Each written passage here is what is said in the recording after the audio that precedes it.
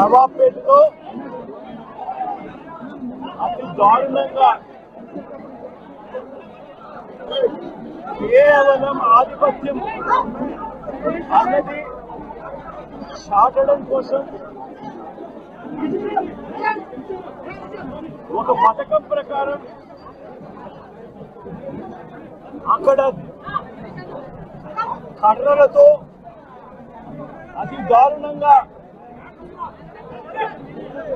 దాదాపుగా 20 మంది కలిసి కర్రలతో అతి పాశవికంగా కొడుతూ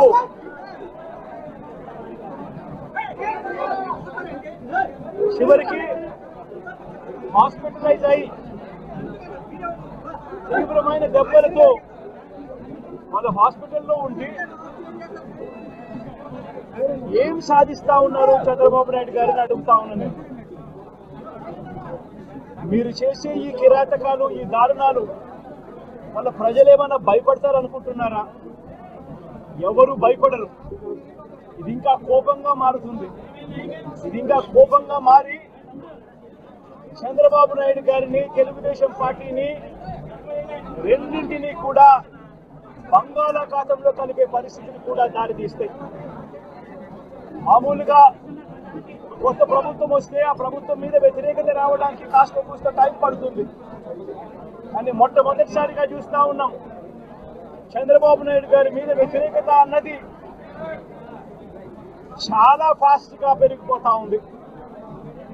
నిజంగా ముఖ్యమంత్రిగా ఉన్న వ్యక్తి గవర్నెన్స్ మీద ఫోకస్ పెట్టాల్సింది పోయి ఏం చేస్తా ఉన్నాడు అన్నది ఒక్కసారి తనను తాను ప్రశ్నించుకోవాలి అని అడుగుతా ఉన్నా. ఈరోజు రైతులకు సంబంధించి వ్యవసాయం పూర్తిగా ముమ్మరంగా సాగుతా ఉన్న పరిస్థితుల్లో రైతులకు తాను హామీ ఇచ్చిన మేనిఫెస్టోలో తాను చెప్పిన హామీ రైతులకు 20,000 రూపాయలు పెట్టుబడి సహాయంగా ఇస్తానని చెప్పి రైతులకు ఎగరగొట్టేశాడు. ఇవ్వాల్సిన రైతు భరోసా సొమ్మును కూడా ఇవ్వకుండా, ఎక్కువ చేసి ఇస్తానన్న రైతు భరోసా సొమ్మును కూడా ఇవ్వకుండా రైతులకు మోసం చేశాడు. పిల్లలు బడులకు పోతా ఉన్నారు. ఎంతమంది పిల్లలు బడులకు పోతా ఉన్నారు అన్నది అందరికీ తెలిసిన లెక్కలే. ప్రతి సచివాలయంలోనూ ఎంప్లాయీస్ ఉన్నారు, మండల ఎడ్యుకేషన్ ఆఫీసర్లు ఉన్నారు. అయినా కూడా తల్లులను మోసం చేస్తూ అమ్మఒడి ఎగరగొట్టేశారు. ప్రతి పిల్లాడికి ఇస్తాను అని ఎన్నికలప్పుడు చెప్పిన హామీ నీకు 15,000, నీకు 15,000, నీకు 15,000, నీకు 15,000 అని చెప్పి ఆ ప్రతి పిల్లాడిని చూపించి ఇస్తాము అని చెప్పి ఆ పిల్లలను మోసం చేశారు. ప్రతి అక్క చెల్లెమ్మలను మోసం చేశారు. తల్లులకు అమ్మఒడి ఇస్తామని తల్లుల దగ్గర నుంచి మొదలెడితే ప్రతి తల్లికి 18 సంవత్సరాలు నిండిన ప్రతి అమ్మాయికి, ప్రతి అక్కకు, ప్రతి చెల్లెమ్మకు నెలకు 1,500 రూపాయలు ఇస్తామని చెప్పి వాళ్ళను మోసం చేశారు. ఈరోజు ఫీజు రీఇంబర్స్మెంట్ తీసుకుంటా ఉన్న పిల్లలు జనవరి, ఫిబ్రవరి, మార్చ్ క్వార్టర్ ఫీజులు రాలా.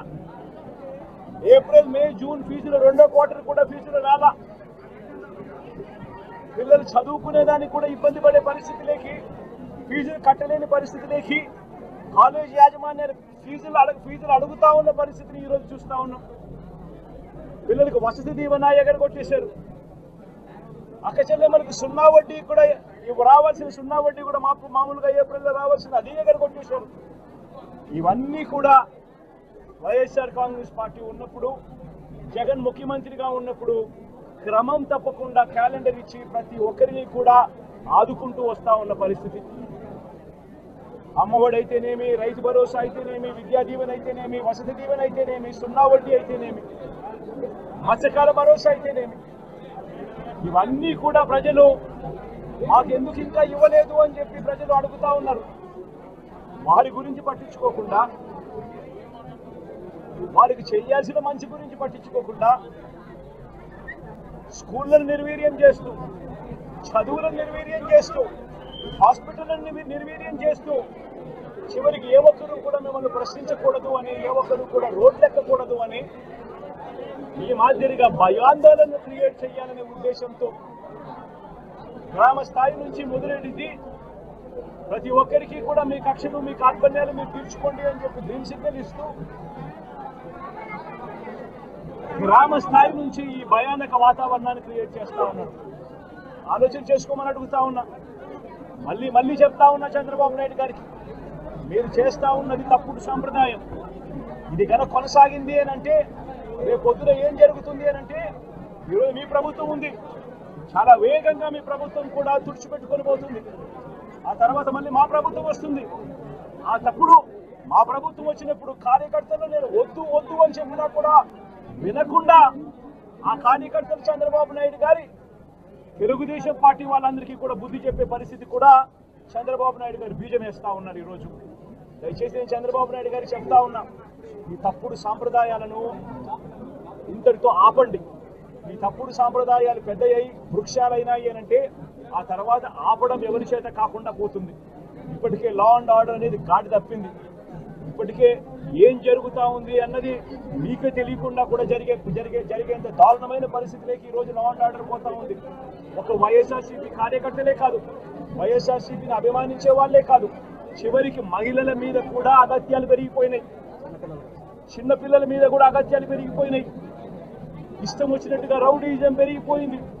ఇష్టం వచ్చినట్టుగా ఎవరికి బుద్ధి పుడితే వాళ్ళు చేస్తూ ఉండే కార్యక్రమాలు జరుగుతూ ఉన్నాయి. లా అండ్ ఆర్డర్ పూర్తిగా గాడి తప్పిన పరిస్థితులు కనిపిస్తూ ఉన్నాయి.